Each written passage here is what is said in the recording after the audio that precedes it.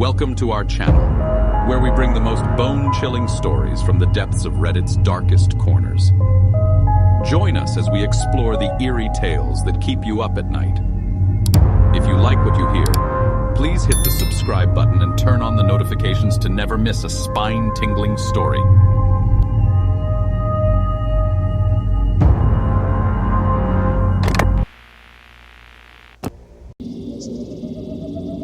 Pride goes before destruction, a haughty spirit before a fall.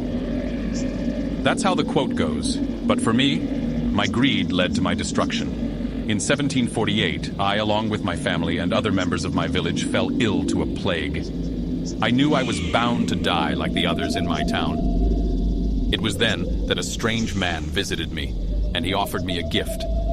A gift no one in my predicament could refuse: immortality. I was delirious from the plague and agreed to his terms without even listening to him. I didn't want to die, and the thought of immortality sparked a feeling of greed within me. As soon as I agreed to his terms, he vanished into thin air. I had almost thought I hallucinated the whole incident, but my rapidly improving condition proved it actually happened. Needless to say, I was gleeful of it and went to see my family. My joy lasted for a short while, until I realized this gift was in fact a curse. I watched my family die one by one, each suffering in their last moments.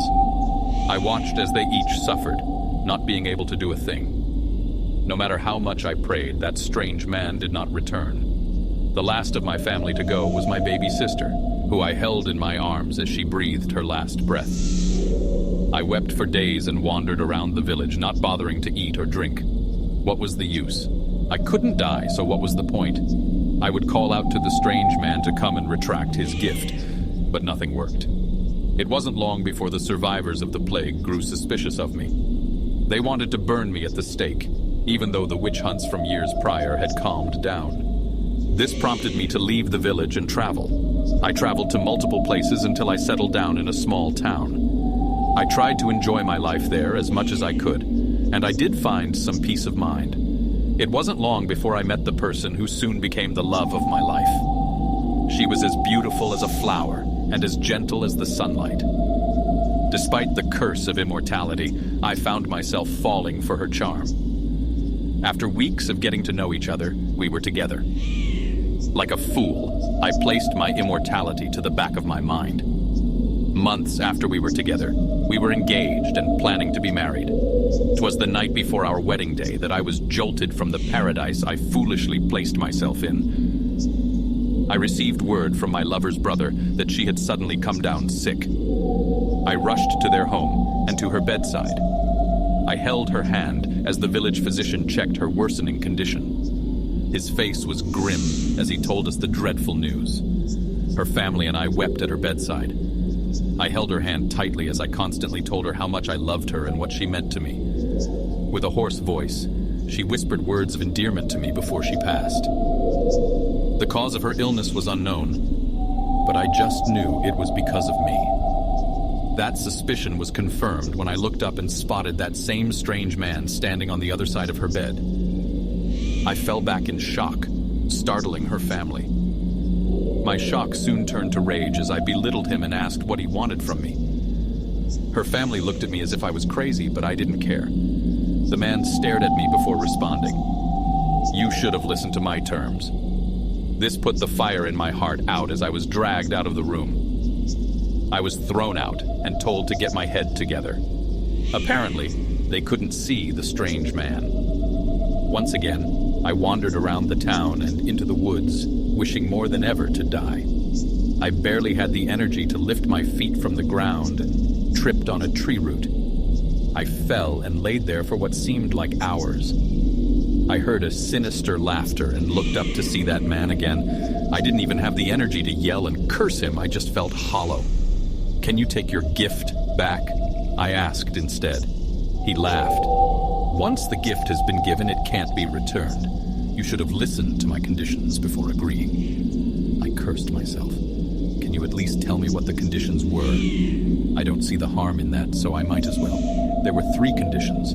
The first of the 3 provided you with a perfect memory. making you unable to forget a single thing. The second of the three: if you are to receive a fatal injury to mortals, you will die momentarily and experience that pain tenfold. And finally, the third condition: anyone you love will die.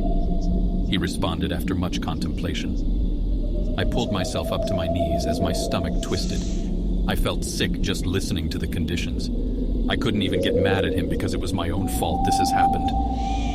He vanished into thin air once more, leaving me to my own devices. I curled up as small as I could as sobs racked my body.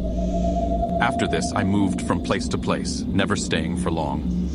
I kept my distance from people as much as I could, fearing that I might bring about their death as well. I continued like this until 1823. In 1823, I experienced the second of the three conditions. I was roaming the woods somewhat close to a town, but I didn't pay much attention to it. I had just passed behind a large tree when I was struck in the neck by a bullet. It shattered my esophagus and blood gushed from my neck. I grabbed at my neck to stop the bleeding, but it was too late. I went unconscious and continuously experienced that pain tenfold. It was like my very own personal hell. It was then that I developed a fear of death, even though I couldn't die. I wasn't sure how much time had passed when I regained consciousness, but the sun was rising once more. The last I remember before I fell unconscious is that it was midday.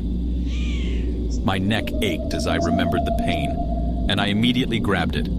Thankfully, everything was healed up as if nothing happened, but I couldn't forget it. Even to this day, I can vividly remember that pain, but it was not the worst I experienced. In 1940, I was in England when the bombing, the Blitz, occurred. I was close to where a firebomb hit. Not only was I burned alive, but I was hit by debris and broke many of my bones. I was out more than a week and experienced that pain tenfold continuously with no break. After that, I experienced night terrors, reliving that pain all over again. The night terrors continued on for months after the bombing. It was so bad that I opted to not sleep. Due to this, I decided to go into hiding from the world. I didn't mind traveling around previously, but technology was quickly advancing. The possibility of me being suspected weighed on me. After that, I watched as the world around me advanced to where it is now. I still traveled from location to location, but I tried to make it as discreetly as possible. This didn't work out in my favor, as an unnamed organization caught a whiff of my existence. It was mainly my fault. I stayed in a city longer than I should have, and I got unwanted attention. I won't go into all of the details of how I was kidnapped by the organization, as it really isn't necessary. Anyway, 15 years ago I was kidnapped and tortured by that organization. Naturally, when I was kidnapped, I put up a pretty good fight, and one of their agents ended up killing me. Even though I was dead, they took me with them to discard my body only for me to wake up a few hours later. This prompted them to run various experiments on me to uncover the secret of my immortality. From electrocuting me, to poisoning me, to decapitating me. They tortured me in the name of science. They claimed they were doing this for the betterment of humans, but I highly doubted it. Each time I was killed, I relived that torture for countless years.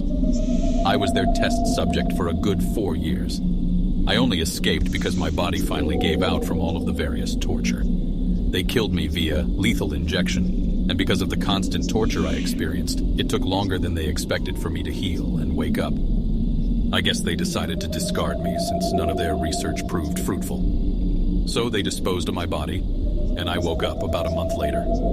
Throughout that month, I relived all the torture I experienced. Upon waking up, I refused to sleep for months, and I avoided people altogether. I lived in the woods as I thought of ways to destroy the organization. Thankfully, the organization was shut down by the government.